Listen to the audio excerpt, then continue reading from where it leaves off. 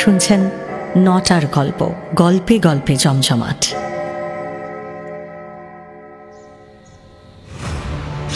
ভাই, কথা বলছিস আমাকে? মিথ্যা কথা। কিছু করিনি আমি। আবার মিথ্যে কথা? এই কালবন্ত করকে মিথ্যে কথা বলে তুই বাঁচতে পারবি ভেবেছিস? বল। এখনো সময় আছে। ঈশ্বর, সত্যি করে বল, কোথায় ছিলিস? কোথায় ছিলিস তুই? হ্যাঁ, এই ৭টা দিন কোথায় ছিলিস বল। কালবন্ত, কালবন্ত, কি করছিস তুই? মরে যাবো যে। ওই তলোয়ারটা সরিয়ে নে। সরা বলছি। ওটা দিয়ে ৬টা খুন করেছি আমি। ওর গায়ে অনেক রক্ত লেগেছে। আর না, সরা, ওটা সরিয়ে নে। এই ৭ নম্বর খুনটা এবার হবে। ঈশ্বর, মুখ খোল বলছি। আমাকে ফাঁকি দিয়ে বাঁচতে পারবি না তুই। রক্ত রক্ত পড়ছে কালবন্ত। একটা কাপড়। কাপড়? হ্যাঁ হ্যাঁ হ্যাঁ, কাপড় আমি বাঁধবো। এবার এক কোপে তোর গলাটা নামিয়ে তোর লাশটাকে কাপড়ে জড়িয়ে রাখবো বলছি। তুই বলবি কিনা? বল বল, এই ৭টা দিন তুই কোথায় ছিলিস? কি করেছিস? কার সঙ্গে ঢলাঢলি করে এসেছিস তুই? হ্যাঁ, হারামির বাচ্চা। আমি আমি আমি আমি কিচ্ছু করিনি, বিশ্বাস কর। তোর দিব্যিকে বলছি, আমি কিচ্ছু করিনি। দিব্যি? আমার দিব্যি? ধর্মগুরুর দিব্যি খা তুই, তবে তোর কথা বিশ্বাস করব। যে ঈশ্বর সিংকে আমি হাতের তালুর মতো চিনি, সেই পুরনো ঈশ্বর সিং তুই নো। তুই এখন একটা ছিবড়ে। কে তোর এই দশা করলো? শুনে বলছি, নামটা বল শুধু। বলছি বলছি বলছি। গলার যেটুকু বাকি আছে সেটুকু নামিয়ে দেবো। চল।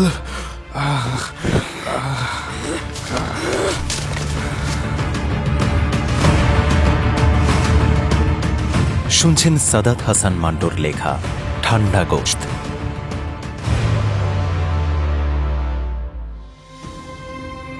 1947 সাল।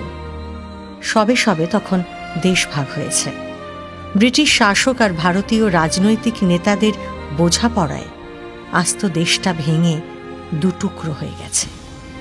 দেশভাগ, দাঙ্গা আর লুটপাটের মূল্যে ভাঙাচোরা দেশটা স্বাধীনতা পেল ঠিকই, তবে জন্ম নিল পাকিস্তান আর ভারত।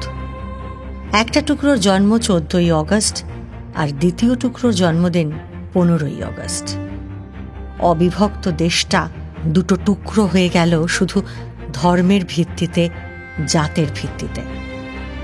একদিকে সব শাখা নিয়ে হিন্দু, আর তার বিপরীতে আজীবনের জন্য ভারত ছাড়ার আগে ইংরেজরা দাঁড় করিয়ে দিয়ে গেল মুসলমানকে। অবিভক্ত ভারত থেকে বিচ্ছিন্ন হয়ে পাকিস্তান নামে একটা নতুন মাটি তৈরি হলো। ভেঙে গেল সম্পর্ক, ভেঙে গেল বিশ্বাস। এই যেমন কালবন্ত কৌর ঈশ্বর সিংকে আর বিশ্বাস করতে পারে না। 7 দিন আগে ঈশ্বর সিংয়ের ঘর থেকে কি একটা খবর আসতেই বিদ্যুতের মতো ছুটে বেরিয়ে গিয়েছিল ঈশ্বর কালবন্তের ঘর থেকে। সে আর ফেরেনি। আজ যে ফিরে এসেছে সে ভেতর থেকে ধ্বস্ত। তার মুখের তেজটা যায়নি বটে, কিন্তু শরীরটা যেন শুকনো খোসা। কালবন্ত আর ঈশ্বরের সম্পর্কটা কিন্তু আজকের নয়। কালবন্ত আর তার পরিবার নয় ঠিকই, তবে পরিবারের চেয়েও আরো বেশি কিছু। লোকে বলে রক্ষিতা, কিন্তু ঈশ্বর আর কালবন্তকে কতটুকু রক্ষা করবে, করতে পারে? কালবন্ত আছে বলেই বরং ঈশ্বরের কপালে তেমন কোনো বিপদ এখনো ঘটেনি। এই দাঙ্গার মুল্লুকে রাতের অন্ধকারে প্রায়ই লুটতরাজ শেষে পালিয়ে এসে কালবন্তের ঘরেই নিশ্চিন্তে থাকে ঈশ্বর সিং। কেউ তাকে ছুঁতেও পারে না।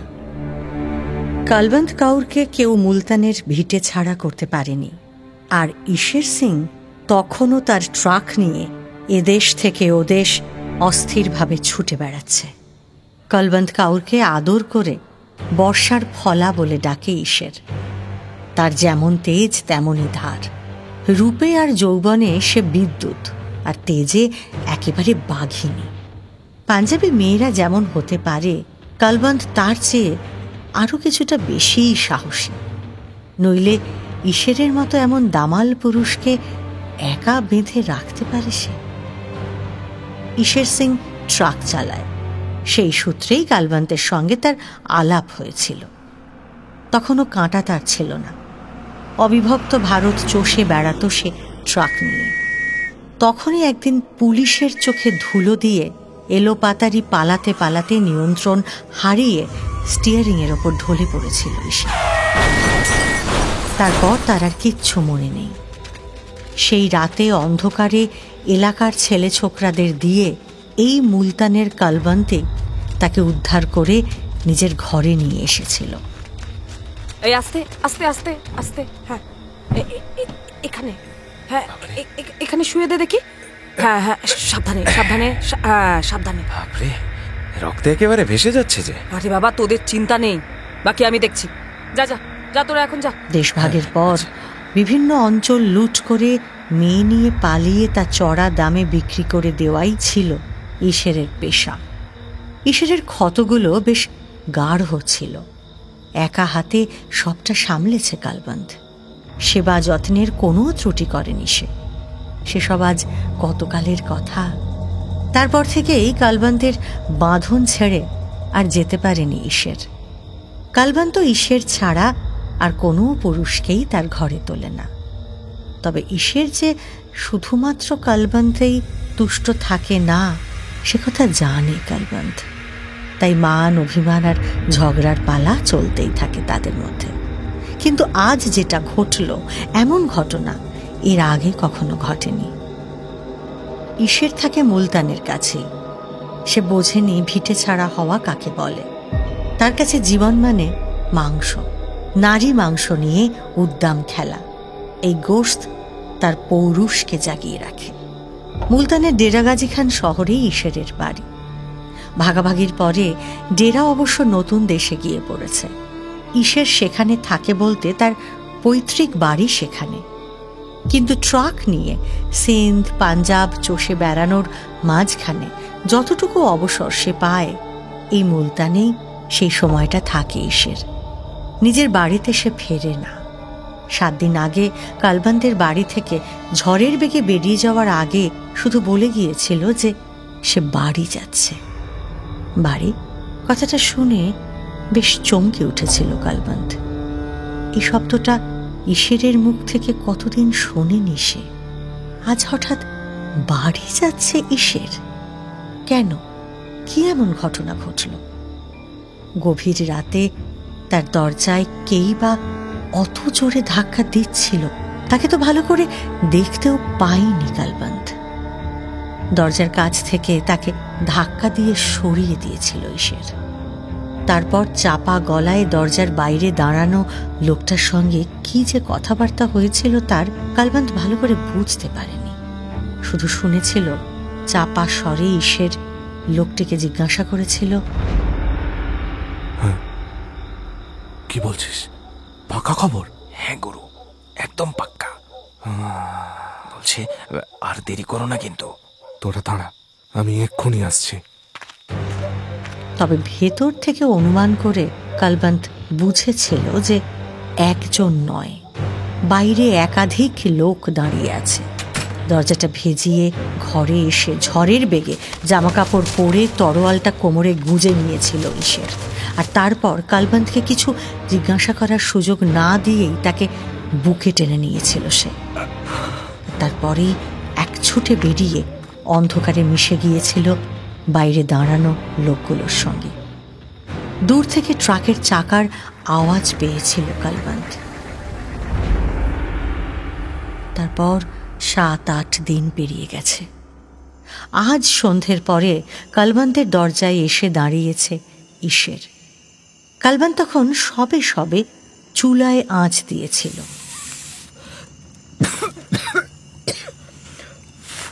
কালবন্ত, আমার ঈশ্বর, তাহলে ফিরে এসেছিস তুই? হ্যাঁ, এই ভালো সময় এসেছিস। কিন্তু দাঁড়া দাঁড়া, খাবার বানাই আমি তোর জন্য। আরে আমার খাবার তো আমার সামনেই। হ্যাঁ, এবার এবার সব ভোগ মিটে যাবে, কি বলিস? হ্যাঁ, কত যেন ভুখ নিয়ে তুই ঘুরছিস। তোকে আমি চিনি না নাকি? আরে তোর দিব্যি জান, আমি সত্যিই বড় ভুখা আছি। কোথাও যাইনি রে, ডেরা গাছিখানে ছিলাম এতদিন। ডেরা মানে তোর বাড়িতে? হঠাৎ? কই, কখনো তো যাস না সেখানে? আরে আমার বুড়িটা আবার জ্বর বাঁধিয়েছে।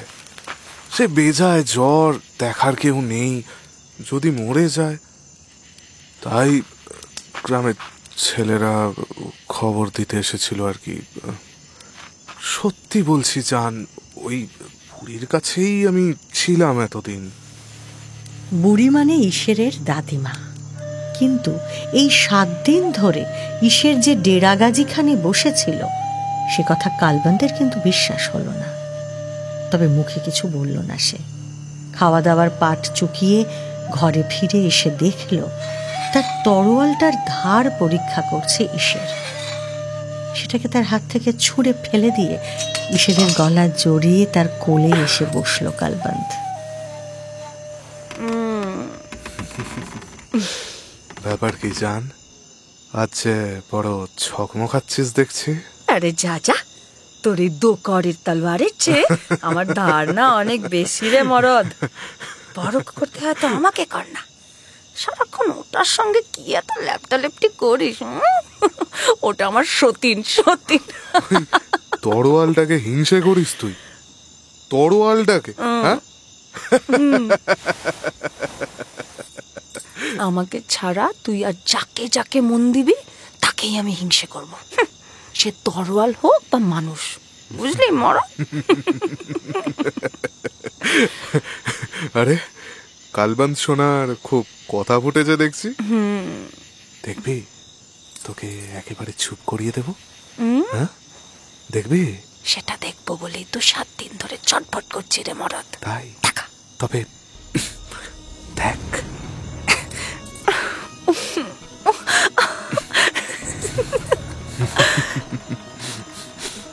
ঈশ্বর আর কালবন্তের প্রেম বহুদিনের, কিন্তু প্রতিবারই মনে হয় যেন এই প্রথম বুঝি দুজনে কাছাকাছি এলো। প্রতিবারই সেই একই রকম উদ্দাম আবেগ। বাঁধের মুখ ভেঙে গেলে খরস্রোতা নদী যেমন ঝাঁপিয়ে পড়ে, সেভাবেই ঝাঁপিয়ে পড়ল কালবন্ত কাউর। অন্য সময় হলে কঠিন ট্রাক ড্রাইভার ঈশ্বরের কড়া পড়া চেহারাটা আরো বেশি কঠিন আর অকরুণ হয়ে উঠত। নুড়ি বালি পাথর গুঁড়িয়ে ঝড় তুলত সে। কিন্তু আজ কি হলো কে জানে, শত চেষ্টাতেও তার কাঠিন্য ফিরল না, ঝড়ও উঠল না। ঘেমে নিয়ে জিভ বার করে হাঁপাতে লাগলো সে। আর এই বিধ্বস্ত ঈশ্বরকে দেখতে দেখতে কালবন্তের চোখ দিয়ে এবার আগুন ছুটতে শুরু করলো। মেঝে থেকে তরোয়ালটা কুড়িয়ে এনে বন বন করে সেটা ঘোরাতে লাগলো কালবন্ত কাউ। বাঘিনীর মতো শক্তি তার। তরোয়ালের কোপে ঈশ্বরের শরীর থেকে গল গল করে রক্ত বেরোচ্ছে।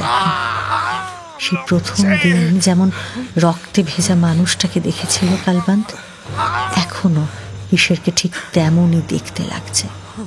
কালবন্তের কিন্তু হুঁশ নেই, প্রাণপণে তরোয়াল ঘোরাচ্ছে সে, আর পাগলের মতো বলে চলেছে, আমাকে মিথ্যে বলা, আমাকে মিথ্যে বলা, বল কার বাড়ি গেছিলি তুই, বল। হরামখোর, কে তোর এই হাল করেছে? এই কটা দিন কার কাছে ছিলিস তার নামটা শুধু বল। হরামি! একটু একটু জল, একটু জল দে আগে, একটু জল। গেল জল। বাঁচতে চাস তো এবার সত্যি কথা বল স্যার। এই কদিনেই এমন নির্জীব খোসা হয়ে গেলি কি করে? কোথায় গেছিলি বল, কোথায় গেছিলি তুই? ডেরা গাজী খানে তো তুই যাসনি? হ্যাঁ, না না, আমি যাইনি। ওখানে দাঙ্গা লেগেছে কালবন্ত। দাঙ্গা দাঙ্গা? ডেরা থেকে বাকি সব জায়গায় দাঙ্গা ছড়িয়ে পড়েছে। ডেরায় এখন আগুন জ্বলছে। এই শালা, এই আগুনের খবর আমিও জানি। তুই তোর ছেনালি রাখ। আসল কথাটা বল এবার, বল কারা তোকে ডাকতে এসেছিল সেদিন, বল বল। বলছি বলছি বলছি নাম বললে তুই চিনবি না। ওরা আমার দাঙ্গার দোস্ত কালবান্ত। যেখানে দাঙ্গা হয় ওরা সেখানে যায়, আমাকেও নিয়ে যায়। লুটের মাল ভাগ হয়, সেই মাল তোকেও আমি এনে দিয়েছি কালবান্ত। ওই সোনার দুলজোড়া, ওই হাতির দাঁতের বাক্স। সেই হিসেবে এখন থাক, বলার স্পষ্ট করে বল। বলছি বলছি বলছি বলছি একটু শান্ত হ। তুই আমার গলায় ছুরি দিয়েছিস, তোকে তো সব বলতেই হবে।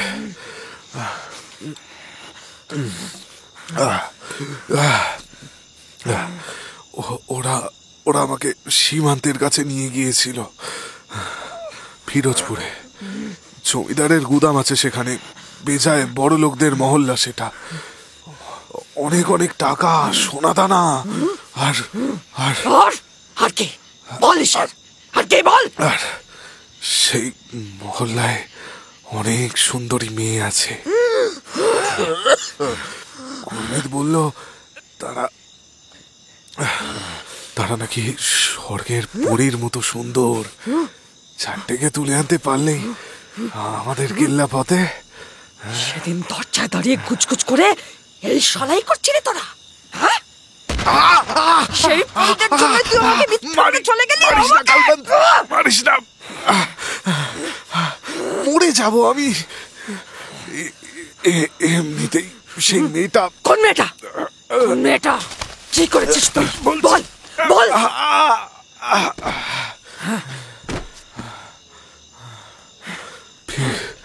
ফিরোজপুরে আমরা পৌঁছানোর আগেই লুটপাট হয়ে গিয়েছিল।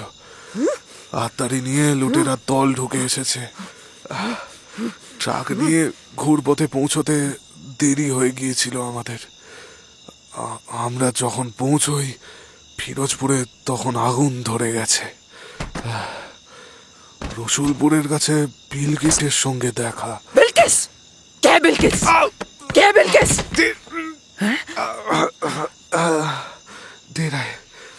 দেরায় থাকে, ট্রাক চালায়, মাল পাচার করে। মালের নিচে লুকিয়ে বন্দুকার বোমা পাচার করে বিলকিস। কি বললো বিলকিস? বল। রাস্তায় দাঁড়িয়ে দু হাত দিয়ে ট্রাক থামিয়েছিল বিলকিস। ভিতরে যে গুরমিত আর কুলদীপও আছে ও জানতো না। ও শুধু আমার ট্রাকটা চিনতো।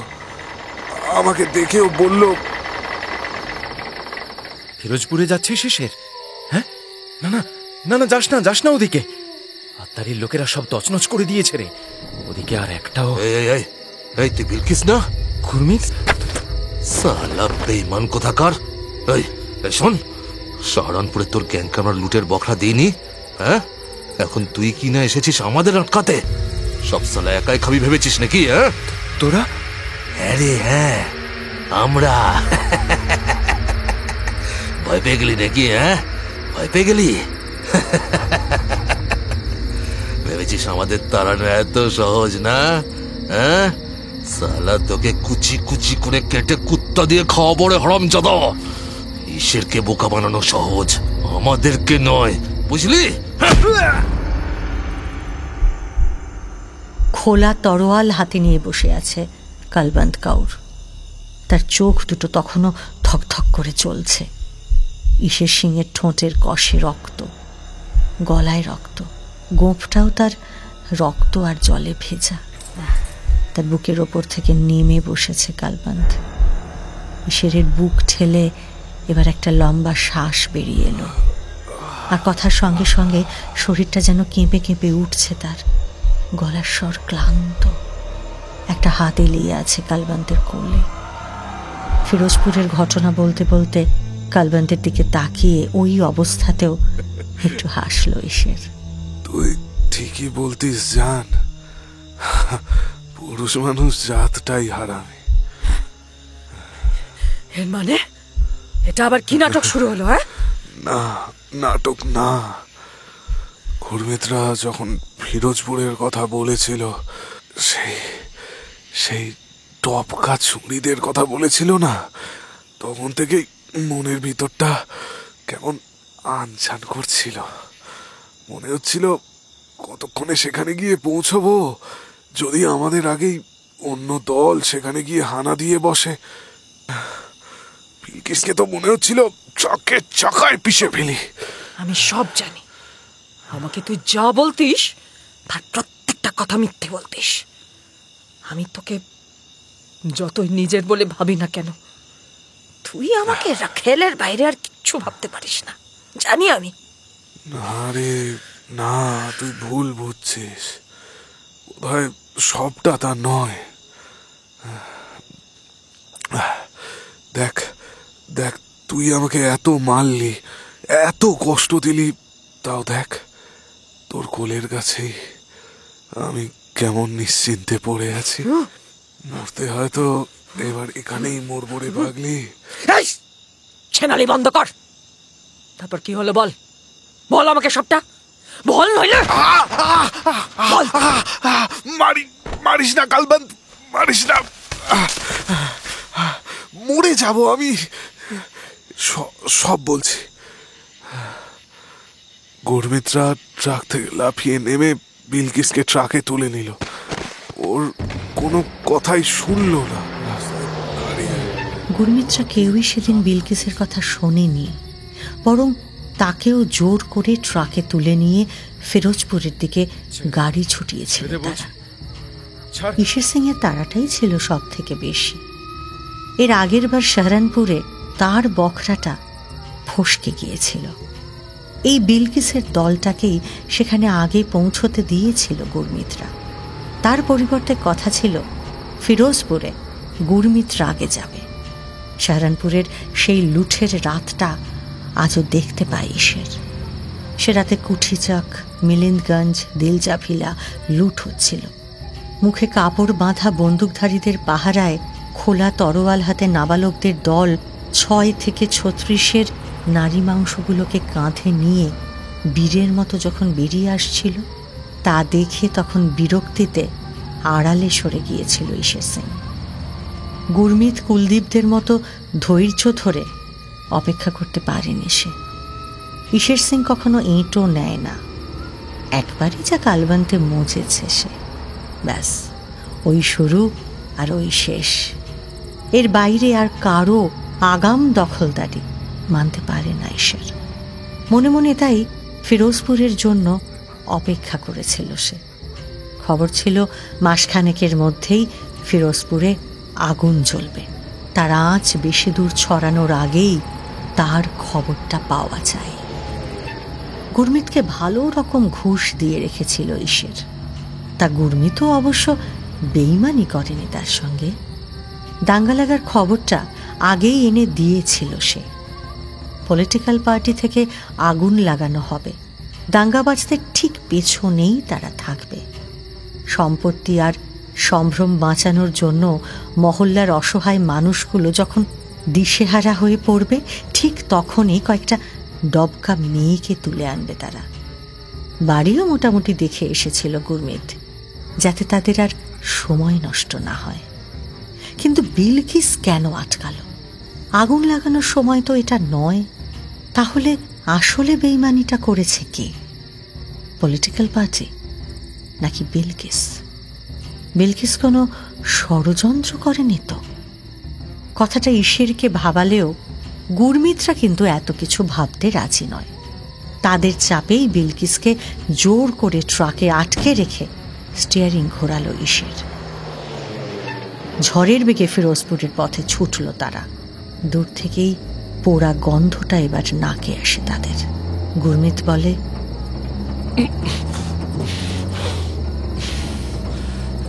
এই সালা গন্ধটা কিসের বলতো? হ্যাঁ, আরে কি হলো বে, থামলি কেন? চল চল, আর 10 মিনিটের মধ্যে ঢুকতে না পারলে না। আগুন, ওই দেখ, কই আগুন।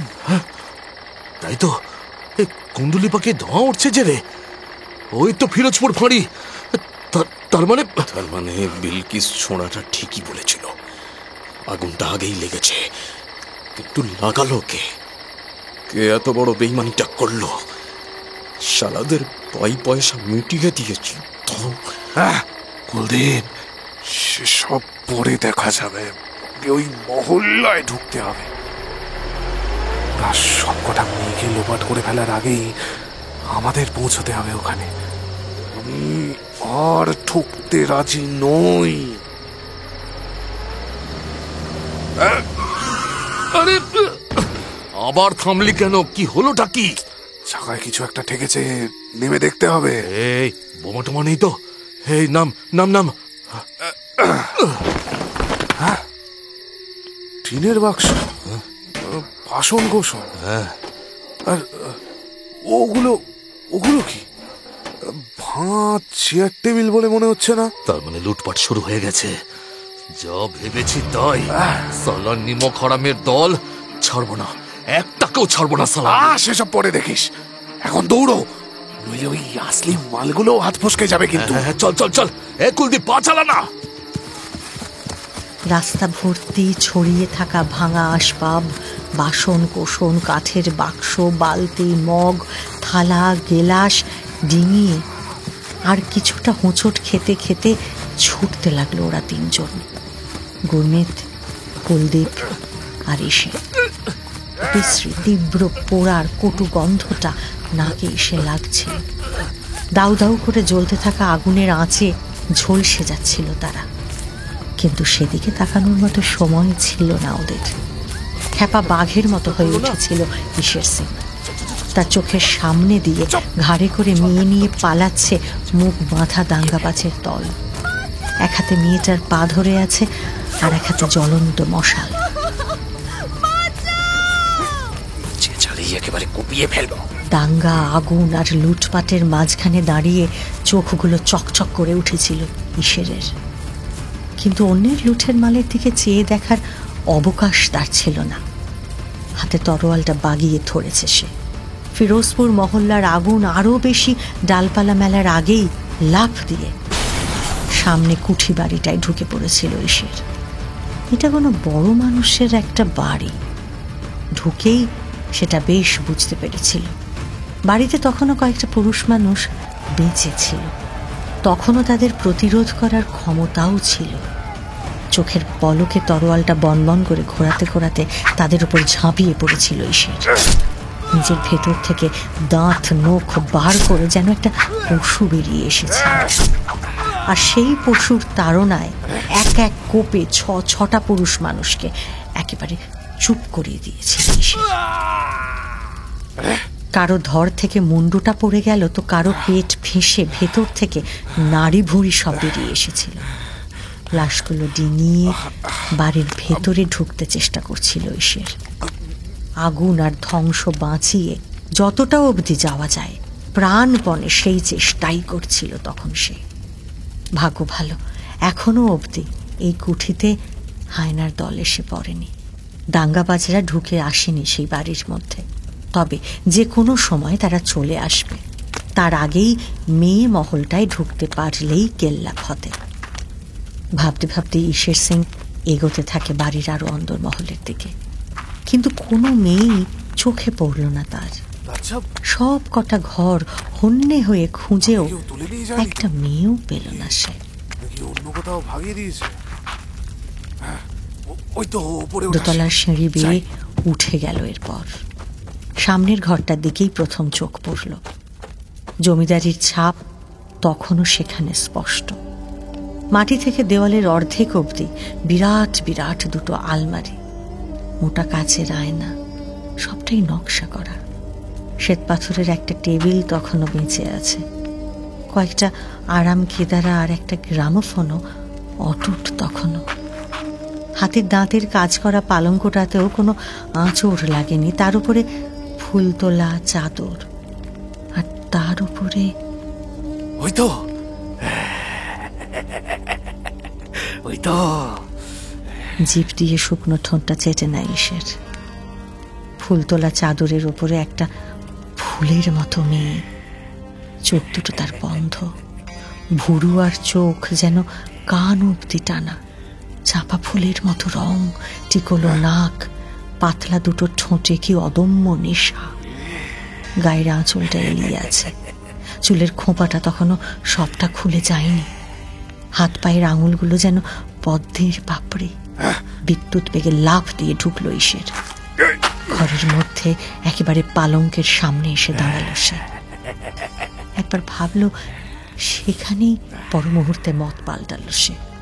এক্ষুনি যদি অন্য শেয়ালের দল এসে ঢুকে পড়ে তাহলে খাবলাখাবলি শুরু হয়ে যাবে। এদিক ওদিক দেখে এক ঝটকায় মেয়েটাকে কাঁধে ফেললো ঈশের। চল। খোলা তরোয়ালটা উঁচিয়ে ধরে সিঁড়ি টপকে দৌড়চ্ছিল ঈশের। যেদিক দিয়ে সে এসেছিল ঠিক তার উল্টো দিকে ছুটল সে। কে জানে ওই পথে যদি কুলদীপ গুরমিতদের সঙ্গে দেখা হয়ে যায় তার, তাহলে তো ভাগ দিতে হবে তাকে। এই লুঠের বকরা কাউকে দিতে যায় না সে, ঈশের একা ভোগ করবে। কতদূর ছুটেছে নিজেই জানে না ঈশের সিং। সামনে একটা ঝোপঝাড় দেখে তার মধ্যেই ঢুকে পড়েছিল সে। তরোয়াল দিয়ে খ্যাচ খ্যাচ করে কিছুটা ঘাস আর আগাছা উড়িয়ে দিয়ে কাঁধ থেকে মেয়েটাকে সেখানেই ফেলল ঈশের। উত্তেজনায় টকবক করে ফুটছিল সে। এক ঝটকায় মেয়েটার কাপড় সরিয়ে দিতে গিয়ে হুঁশ ফিরেছিল তার। এক নাগারে কালবন্ধকে এই কথাগুলোই বলতে বলতে এবার চুপ করে গেল ঈশের সিং। অধৈর্য কালবন্ধ প্রশ্ন করল, তারপর তারপর কি হলো? হ্যাঁ, থেমে গেলি কেন? এখনো উত্তেজনা ফাটছে নাকি? হ্যাঁ বল। বলছি বল বলছি বলছি আগে আরেকটু জল দে।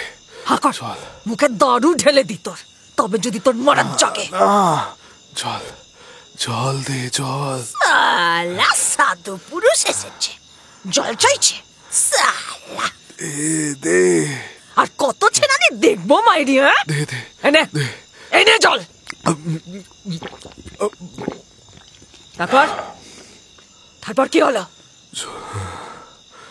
ঝোপের মধ্যে কেমন নিথর হয়ে পড়ে আছে মেয়েটা, নড়েও না ছড়েও না। ওর বুকের ওপর ঝুঁকে বললাম, তারপর সেই সেই হাঁপুর টানার আওয়াজটা নেই তো?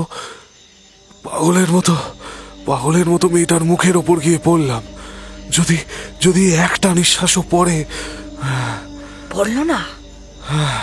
না না, তার শরীরে গরম কিচ্ছু নেই, সব বিলকুল ঠান্ডা,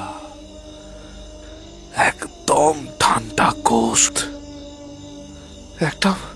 একটা মরা মেয়ের লাশ বয়ে এনেছিলাম আমি। কি বলছিস? একটা মরা। কে মেরেছিল? কে মেরেছিল মেয়েটাকে? জানি না, বিছানাতেই মরে পড়েছিল। উত্তেজনায় আমি টের পাইনি। এটাও মিথ্যা কথা বলছিস না তো? না রে, গুরুর দিব্যি, এর একটা বর্ণ মিথ্যে নয়।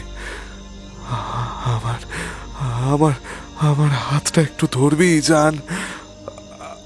আমাকে আমাকে একটু উঠিয়ে দে না। আয় আয় আয় আয়, আমাকে ধর।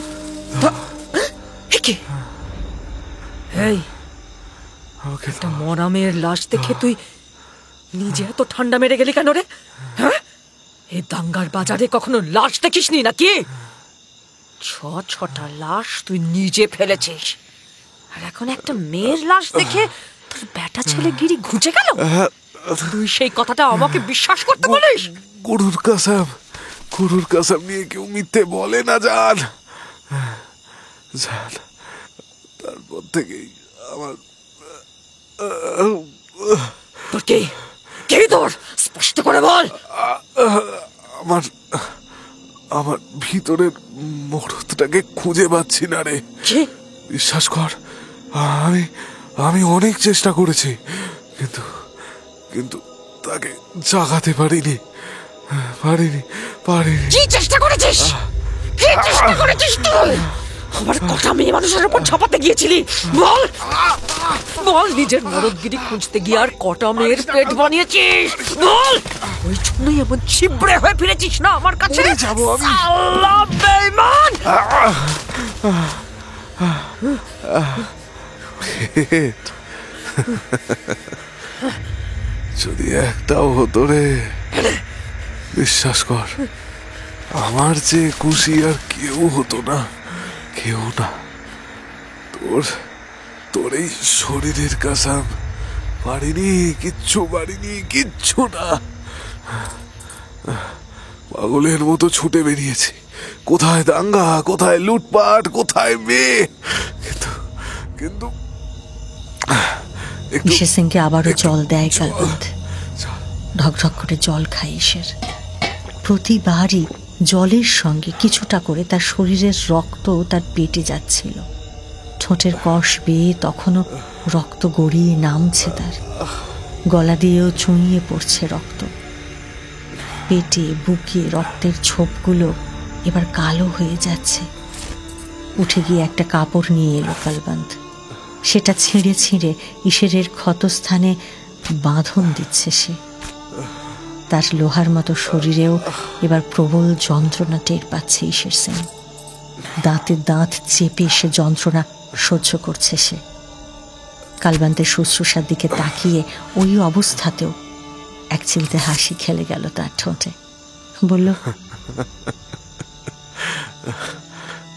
আমাকে তুই মরতেও দিবি না? না, মারতেই তো চাস, তাহলে আবার বাঁচছিস কেন? তোর সব পাপ না শোনা অবধি তুই খালাস পাবি না ঈশের সিং। তাই তোকে বাঁচিয়ে রাখার চেষ্টা করছি, বুঝলি? এবার বুঝলি?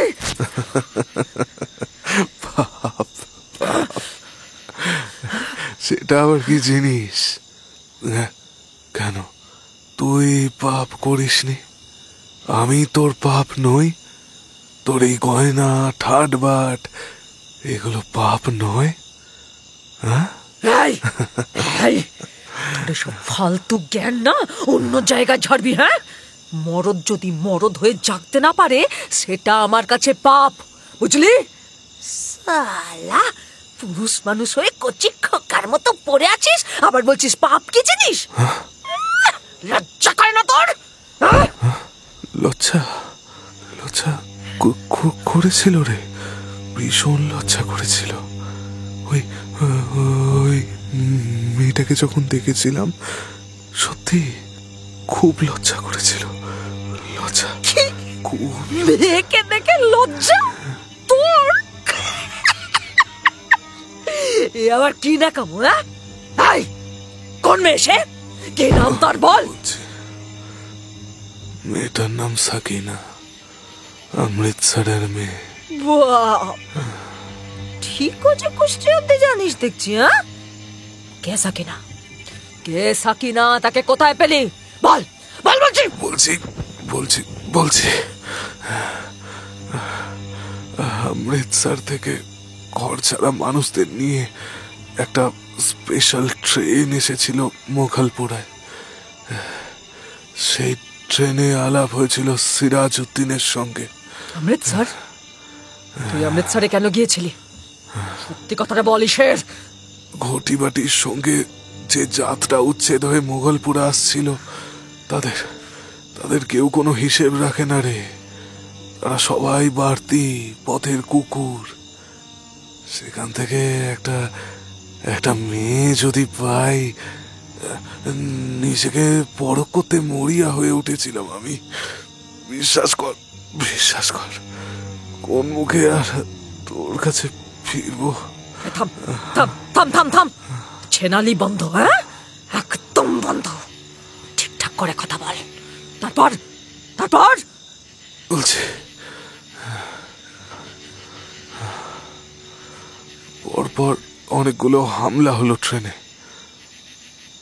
বেশ কয়েকজন যাত্রী মারা যায়, অনেকে হাত পা ভেঙেও পড়ে থাকে। ওই ট্রেনে সিরাজউদ্দিনের সঙ্গে সাকিনাও ছিল। ওই উদ্বাস্তু ক্যাম্পে যাচ্ছিল। তারপর মাঝপথে আচমকা ট্রেন থামিয়ে পরপর বোমা পড়তে লাগলো। যে কামরাটায় আমি ছিলাম, সেখানে কয়েকটা ছেলে লাফিয়ে উঠে এলো। তাদের কারোর বয়সী 20-22-এর বেশি নয়, কিন্তু কিন্তু সবার হাতেই বন্দুক। কি? ছেলেগুলোর হাতে বন্দুক দেখে কামড়া চড়ে আরো সাংঘাতিক গন্ডগোল, ছুটোছুটি শুরু হলো। যে যেদিকে পারছে পালাতে চেষ্টা করছে, কিন্তু পেছনের দরজাতেও ততক্ষণে রাইফেল হাতে লোক দাঁড়িয়ে গেছে। কামরার মধ্যে এক বিতিকিচ্ছিরি ঝড় বয়ে গেল যেন। সেই ঝড়ের মধ্যেই কোথায় ভেসে চলে গেল সাকিনা। কি? ভেসে গেল? ভেসে গেল মানে? কে নিয়ে গেল তাকে? তোর কোনো সাগরেদ?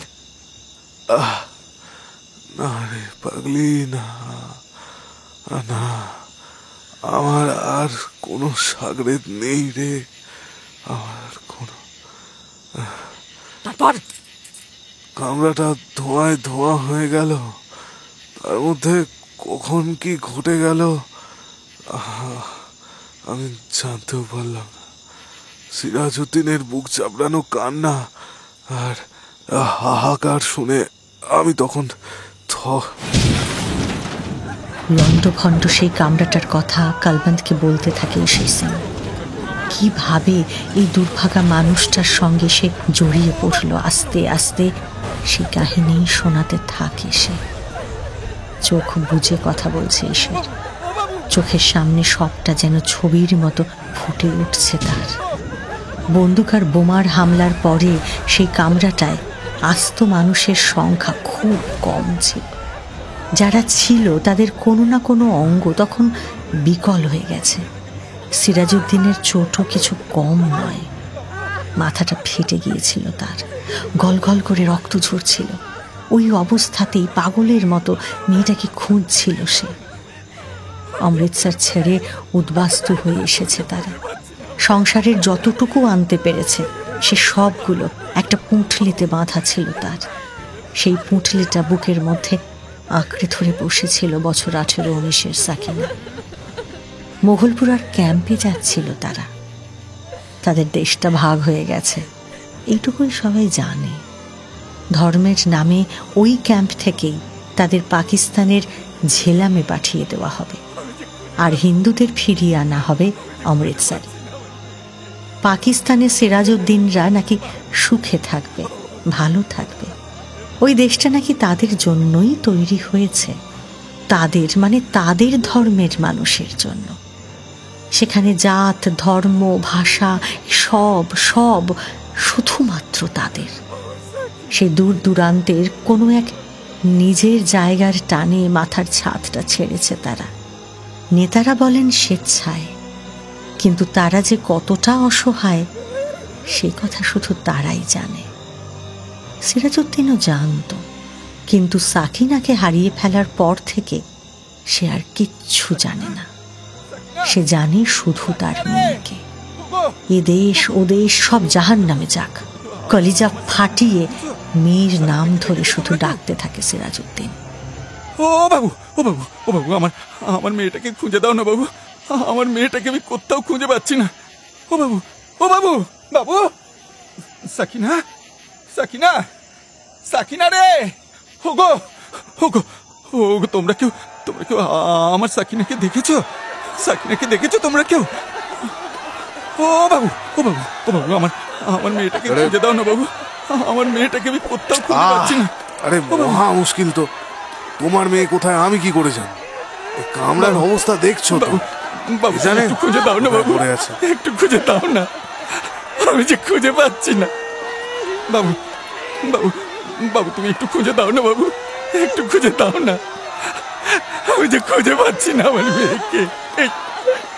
এই তোমার দুটি পায়ে পড়ে বাবু। কি করছো কি? হ্যাঁ, তোমার মাথা দিয়ে রক্ত বেরোচ্ছে তো। ইস, দাঁড়াও দাঁড়াও, বেঁধে দিচ্ছি। নিজের জোব্বার পকেট হাতড়ে একটা রুমাল বার করে সিরাজউদ্দিনের মাথায় বেঁধেছিল ঈশের, কিন্তু বাঁধতে বাঁধতেই তার কোলে অজ্ঞান হয়ে ঢলে পড়েছিল সিরাজ। অনেকটা রক্তক্ষরণ, মেয়ের শোক, বিপর্যয়, কান্না সব মিলিয়ে অচেতন হয়ে পড়েছিল সিরাজ তখন। এ তো কেন হয়ে গেছে? অজ্ঞান সিরাজউদ্দিনকে ফেলে তখন আর কি জানে কেন পালাতে পারেনি ঈশ্বর সিং। রেখে ফেলে যাই কি করে? সিরাজকে ফেলে আর কোনো মেয়ের খোঁজেও যেতে পারেনি সে, তার ধর্মে সয়নি। সিরাজকে সঙ্গে নিয়েই মোঘলপুরার ক্যাম্পে পৌঁছেছিল সে। ততক্ষণে সিরাজের কাছে সবটাই বড় ঘোলাটে হয়ে গেছে, তার স্মৃতি আর কাজ করছিল না। জ্ঞান ফিরলেও ফ্যাল করে তাকিয়েছিল সে। কোথায় এসেছে, কেন এসেছে, কোথায় যাবে, কিচ্ছু তার মনে ছিল না। সে কিছু বুঝতে পারছিল না। সে শুধু মনে রেখেছিল তার মেয়ের নামটা। মাঝে মাঝে বিড়বিড় করে, কখনো বা চিৎকার করে শুধু তার মেয়ের নাম বলে ডেকে উঠছিল সিরাজউদ্দিন। 2 দিন কেটে গিয়েছিল তারপর। সাকিনাকে খুঁজে পায়নি সিরাজ। তার মেয়েকে খুঁজে দেওয়ার মতো কেউ সেখানে ছিল না। ক্যাম্পের সকলেই তো কাউকে না কাউকে খুঁজছিল। কেউ তার মাকে খুঁজছিল, কেউ তার ছেলেকে, কেউ আবার তার বিবির নাম ধরে পাগলের মতো ছুটে বেড়াচ্ছিল। সিরাজের পাশে কে থাকবে? আর সেখানে তো একটা সিরাজ নয়, শয়ে শয়ে সিরাজ। সবাই যেন বদ্ধ পাগল। মাথা করছে, পরনের পোশাক ছিঁড়ে ফেলছে, কাঁদছে, চিৎকার করছে। এতগুলো কণ্ঠের মধ্যে সাকিনার বাবা সিরাজের কণ্ঠটা ক্রমেই হারিয়ে যাচ্ছিল। কিন্তু সিরাজউদ্দিনকে ফেলে যেতে পারল না ঈশ্বর সিং। অসহায় বাবার হাত দুটো এই কড়া পড়া কঠিন হাতটাকেই একমাত্র আশ্রয় ভেবে ধরে বসেছিল সেই দিন থেকে। তার হাতটা ছাড়াতে পারল না ঈশ্বর। সে কথা ভাবতে ভাবতেই ঘোলাটে চোখে কালবান্ত কাউরের মুখের দিকে তাকায় সে। চাপা গলায় হিসিস করে বলে ওঠে কালবান্ত, সিরাজউদ্দিনের জন্য তোর দরদ নাকি ওই সাকিনা? হ্যাঁ, ট্রেনে তাকে দেখে আর চোখের পলক পড়েনি, তাই না? বল সত্যিটা কি? মিথ্যে বলবো না রে তোকে। ট্রেনে একবার মেয়েটাকে দেখে সত্যি তার মুখটা বুকের মধ্যে বসে গিয়েছিল। হর্ষা, টাগর টাগর চোখ। মেয়েটা সেই সেই ফিরোজপুরের ওই মরা মরা মেয়েটা থেকে অনেক অনেক বেশি সুন্দর। তাছাড়া তাছাড়া এ তো জ্যান্ত। এর বুকের ওঠা পড়াটা দেখতে দেখতে আমার বুকটাও কেমন ধক ধক করে উঠেছিল। মনে হচ্ছিল ওই ওই ওই অজানা অচেনা শরীরটার উপর দাপাদাপি করতে পারলেই সেই সেই শীত ঘুমে কুকড়ে থাকা আমার ভেতরের অজগরটার ঘুম ভাঙবে। হ্যাঁ, ভেতরটা ভেতরটা শিরশির করে উঠেছিল। সালা নটাঙ্কি! 7 দিন আগে কথাটা আমাকে বলতে পারতিস জান? হ্যাঁ, তোর কোন খিদেটা আমি মেটাইনি? হ্যাঁ, দেখে দেখে দেখে দেখে আচ্ছা, পুরনো কাসুন্দি রাখ, তারপর বল বল কি হলো, বল। সিরাজউদ্দিনের মেয়েটা মা মরা। লোকটার চোখের সামনে তার বউটা তড়পে তড়পে মরেছে। বউকে 1 ফোঁটা জলও দিতে পারেনি সিরাজ।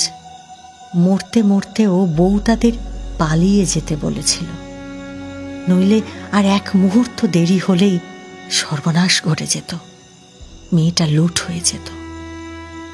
ঘরের চালে তখন আগুন জ্বলছিল। আধমরা বউকে পেছনে ফেলে মেয়ের হাত ধরে কোনো রকমে পালিয়ে এসেছিল সিরাজ।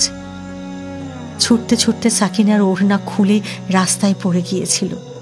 কোনো রকমে সেটা কুড়িয়ে পকেটে রেখে মেয়ের হাত ধরে শুধু ছুটেছিল আর ছুটেছিল সিরাজউদ্দিন। শেষে রাস্তা থেকে ভলান্টিয়াররা তাদের উদ্ধার করে ট্রেনে তুলে দেয়। সেই ওড়না আর গায়ে দেওয়ার সুযোগ পায়নি সাকিনা। তার আগেই কোথায় যেন কোন অন্ধকারে হারিয়ে গেছে সে। ঈশ্বরের হাত ধরে কাঁদতে কাঁদতে এটুকুই শুধু বলতে পেরেছিল সিরাজউদ্দিন, পকেট থেকে মেয়ের ওড়নাটা বের করে বারবার হাত বুলোতে থাকে সেই অসহায় বাবা। সেদিকে দেখতে দেখতে ঈশ্বর সিংয়ের চোখটাও বোধহয় একটু জ্বালা করে উঠেছিল। নিজেকে কেমন অচেনা লেগেছিল নিজেরই। তবু সিরাজকে ফেলে চলে আসতে পারেনি ঈশ্বর। ভেতর থেকে একটা গভীর দীর্ঘশ্বাস ফেলে কালবান্তকে বলে সে, আরো একটা দিন কেটে গেল। পরদিন শুনলাম একদল ভলেন্টিয়ার নাকি হারানোর লোকজন খুঁজে দিচ্ছে। তারপর ক্যাম্পের কাছে সেই ভলেন্টিয়ারদের একজনকে পেলাম। তাকে সিরাজ উদ্দিনের কাছে নিয়ে এলে কেঁদে আকুল হলো বুড়োটা।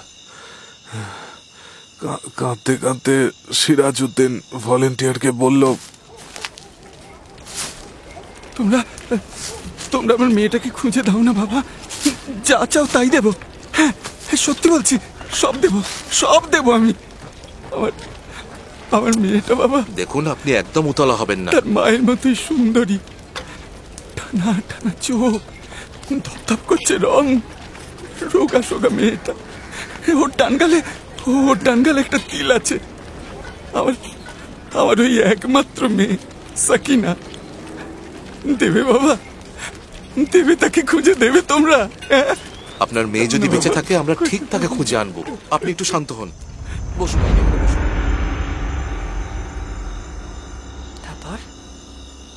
তারপর সাকিনাকে খুঁজে পেয়েছিল তোর ওই ভলেন্টিয়াররা? পেয়েছিল মোস্তাফাবাদের কাছে একটা ক্ষেতের মধ্যে পেয়েছিল তাকে। ট্রাকের শব্দ শুনে পালাচ্ছিল মেয়েটা। তার পেছনে ধাওয়া করে তার পরিচয় জেনে সিরাজ উদ্দিনের নাম বলে ওরা। তুই কি করে জানলি এসব? তুই সঙ্গে গেছিলি? না না না না, আমি যাইনি। 3 দিন পর ওরা ফিরে এসে বলেছিল যে মেয়েটা নাকি আবার পালিয়েছে। ওদের বিশ্বাস করতে পারেনি মেয়েটা নাকি। হায় হায়, কি কপাল মেয়েটার। তারপর কি হলো? পরদিন সকালে ক্যাম্পের বাইরে কিসের একটা হট্টগোল শুনলাম। সিরাজউদ্দিন বাইরেই ছিল। বেরিয়ে দেখি কয়েকজন লোক মিলে ধরাধরি করে কাকে একটা নিয়ে যাচ্ছে। জিজ্ঞেস করতে বলল লাইনের ধার থেকে ছেঁড়া ফাটা শরীরের একটা মেয়েকে উদ্ধার করেছে। তাকে হাসপাতালে নিয়ে যাচ্ছে নাকি, বোধহয় বেঁচে নেই। সাকিনাকে উদ্ধার করেছিল ওরা? আমার সঙ্গে ওই সিরাজ বুড়ো হাসপাতালের দিকে ছুটল। এমার্জেন্সি ওয়ার্ডের ঘরটা ফাঁকা। সেখানেই একটা স্ট্রেচারে মেয়েটাকে শুইয়ে দিয়ে ওরা চলে গেছে। দেখে মনে হলো বেঁচে নেই। পাগলের মতো ছুটে গিয়ে তার মুখ দেখে চিৎকার করে উঠল সিরাজ। সাকিনা, সাকিনা, আমার মেয়ে সাকিনা। ডাক্তারবাবু, আমার মেয়ে, আমার মেয়ে। ডাক্তারবাবু, আমার মেয়ে সাকিনা। সাকিনা রে, ও সাকিনা, কথা বল। কি হয়েছে? কি এত চিৎকার? ডাক্তারবাবু, এই যে এইখানে আমার মেয়ে, এইটা আমার মেয়ে সাকিনা। একবার দেখুন না, একটিবার দেখুন না, আপনার পায়ে পড়ি ডাক্তারবাবু, একবার দেখুন ডাক্তারবাবু, একবার আমার মেয়েকে দেখুন আপনি, একবার দেখুন। কই দেখি। ঘরের জানলাগুলো সব বন্ধ কেন? খুলে দাও, খুলে দাও। তারপর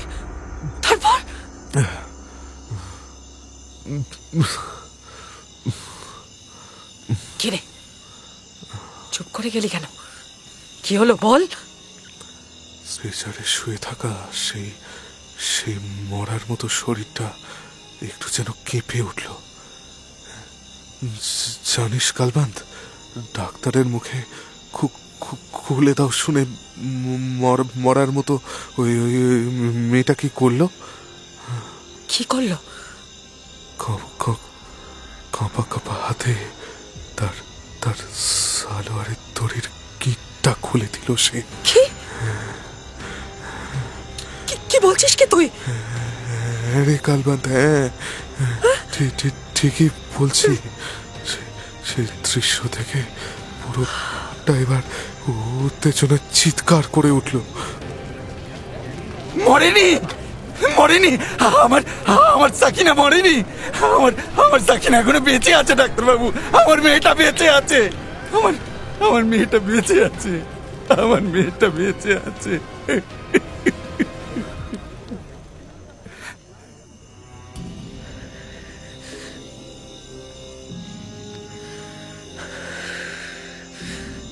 বেঁচে ছিল মেয়েটা? জানি না, আমি আর কিচ্ছু জানি না। সেখান থেকে বেরিয়ে এসেছিলাম। ভীষণ কাঁপুনি হচ্ছিল আমার। কাঁপতে কাঁপতেই ছুটতে লাগলাম। কিসের ভয়, কিসের কাঁপুনি, কিচ্ছু জানি না, কিচ্ছু না। শুধু বুঝতে পারছি যে আমার হাত পাগুলো ঠান্ডা মেরে যাচ্ছে, একেবারে ঠান্ডা। সেই ঠান্ডা কোষ।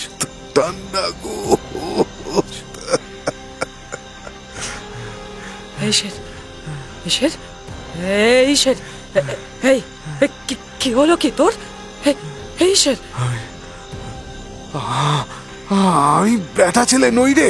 আমি কালবান্ত, তুই একবার জড়িয়ে ধর আমাকে, একবার জড়িয়ে ধর।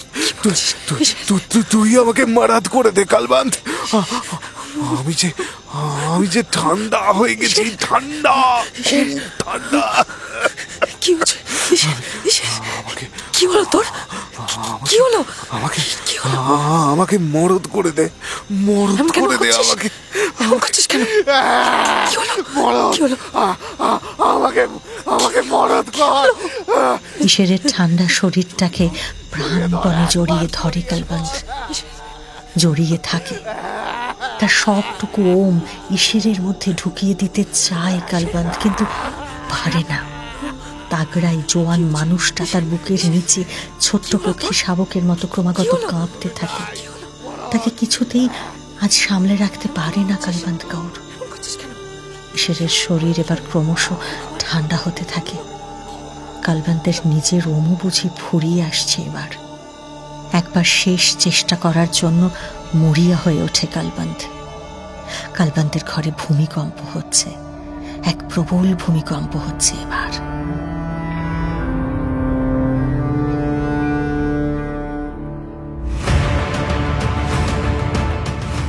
শুনলেন সাদাত হাসান মান্টোর লেখা ঠান্ডা গোস্ত।